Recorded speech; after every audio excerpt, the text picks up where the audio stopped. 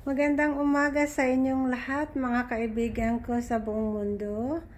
Ngayon ay titingnan natin kung ano na ang kalalagyan ng aking mga collection na orchid, halaman at iba pa.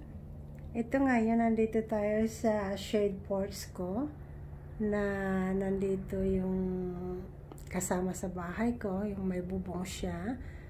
At ito namang nasa harap ay ito yung shade pergola ko na nilagyan ng mga orchids at iba-iba't mga halaman. Sige, tingnan natin kung paano na sila kasi ang tagal ko nang hindi nag-ano sa update sa aking mga orchids. So, sige, ikot-ikutin natin para makita natin ang kanilang kinalalagyan. Mula rito sa harap, gusto ko makita ninyo ang ibang klaseng orchids na nandito. Ang area na ito ay mga cattleya na parang mag-yellow na ang kanilang mga dahon dahil sa init ng araw. At ngayon, malamig na naman ulit. Itong air plant na ito ay binigay lang sa akin ng isa kong matandang kaibigan, kaya dumami sila. Pero yung paso, bigay din ng isa kong kaibigan mga 3 weeks ago siguro yon. Kaya ginamitan ko, tinaniman ng mga orchids. Ito naman, mga succulent na galing sa Texas, binigay lang sa akin ng isang may-ari ng nursery. Kasi nakikita niya at naramdaman na gusto ko na magkaroon ng ganito. Hindi niya ako pinabayaran dahil siguro sa ganda ng kanyang puso.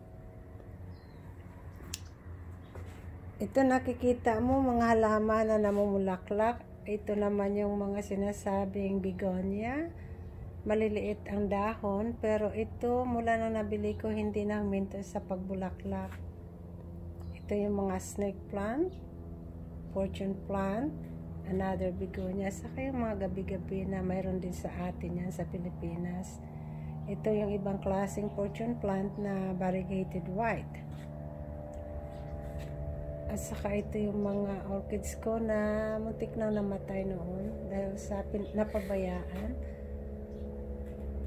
Sa ngayon nakikita mo yung iba-iba't klaseng halaman nandito sa aking pergola at napakaganda na nila tingnan ngayon kasi ang hahaba na nila. Meron din akong ibang klaseng halaman nandito sa tabi ng aking ng dingding. May mga bougainvillea, hydrangea, geranium, at saka iba't ibang klaseng succulent na makikita ninyo. Meron pa rin akong isang begonia na iba-iba't klaseng bulaklak at dahon. Saka mayroon din akong isang gabi na nandito. By the way, gusto kong ipakita sa inyo ang niripat ko na mayroon na rin siyang bagong dalawang buds. Ito ay isang cattleya at bumababa niya kaya pinutol ko siya sa kanyang puno. Ikutin natin sila pero baka hindi natin mapasok ito dahil sa dami ng hanging plants sa loob ng aking pergola.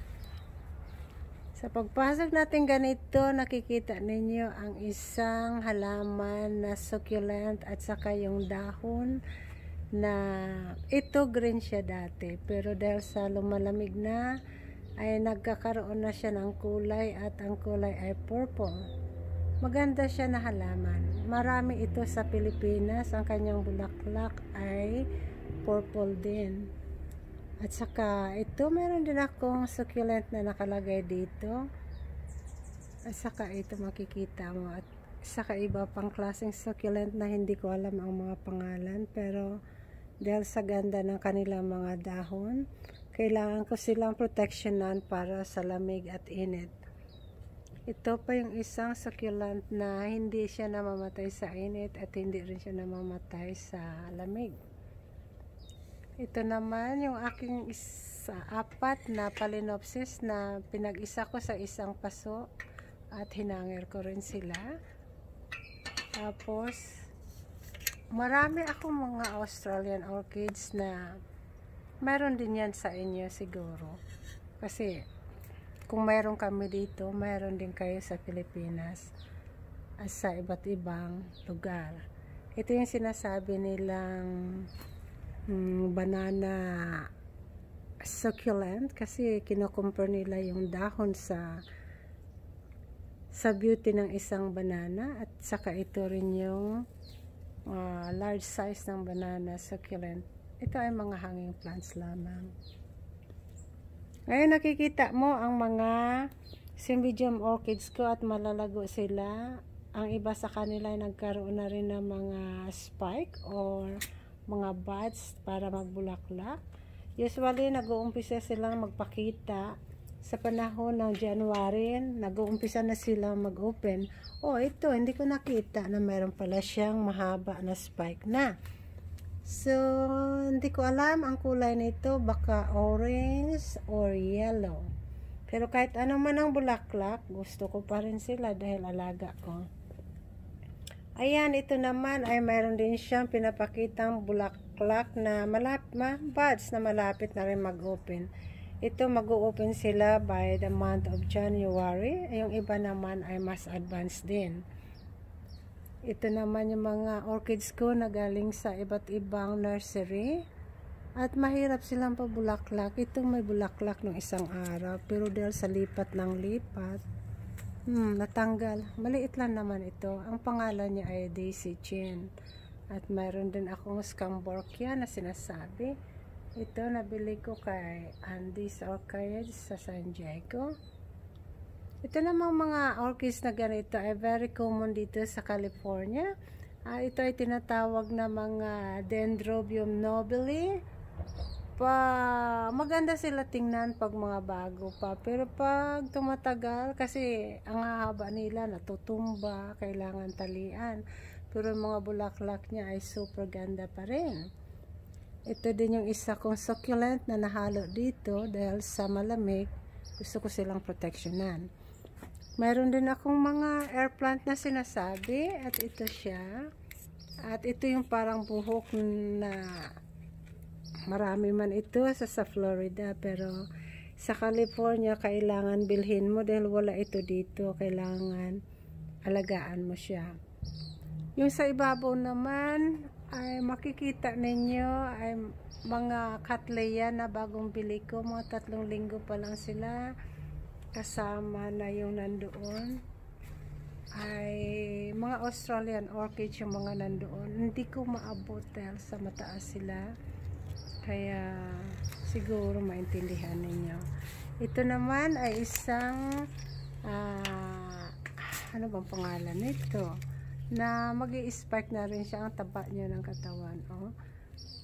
Bulbophyllum. Ito ay binili ko doon sa kay Andy nung last year mo siguro ito. Ayan. 2 ito sa isang paso. Pero ang sobrang dami na. Tingnan mo. Ang dami niyang mga anak. Mayroon na naman siyang 2 anak na ito, magbubulaklak na sila hopefully by January or February. Ito naman ay isang Australian orchids din na puti ang kulay. Akala ko namatay na siya noon dahil hinati ko at binigay ko sa isang kaibigan, at ngayon super na marami na siya sa isang paso. Ayan na. Ayun, mga Cattleya ko na hindi, itong Cattleya na hindi lumalampas taon-taon, binibigyan ako ng magandang pink na bulaklak.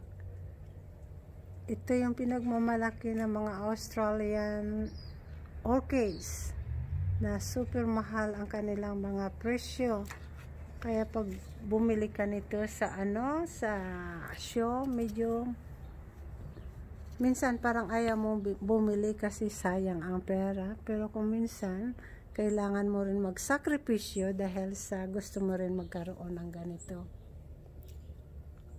Ito naman mga Miltoniopsis na nahirapan sila noon na makarecover, pero ngayon pag titingnan mo malago na sila, at sana ay tuloy-tuloy na yung pagdami nila para mamulaklak ulit. Ito din yung isa pang